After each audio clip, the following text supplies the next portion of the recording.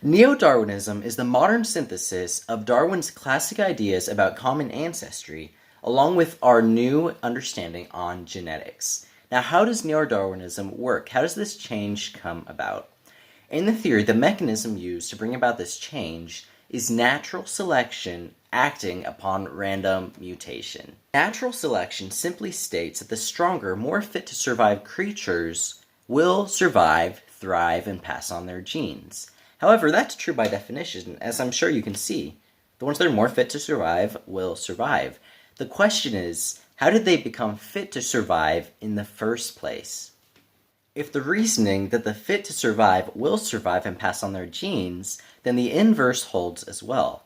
Those that are not fit to survive will not survive and pass on their genes. Thus, the only viable life is the life that is fit to survive from the start.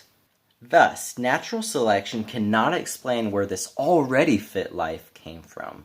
As Dutch botanist Hugo de Vries explained, natural selection may explain the survival of the fittest, but it cannot explain the arrival of the fittest. In other words, we still need to know how fit life got here to begin with.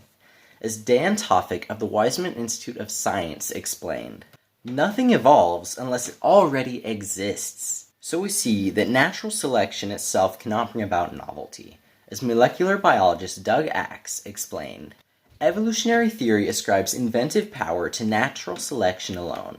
However, because selection can only home in on the fitness signal from an invention, after that invention already exists, it cannot actually invent. In other words, because natural selection simply selects fitness that's already been created, invented, it itself cannot invent that fitness. Something else must do the inventing. This is where random mutation comes in, and that's what we'll see in our next video, so stay tuned.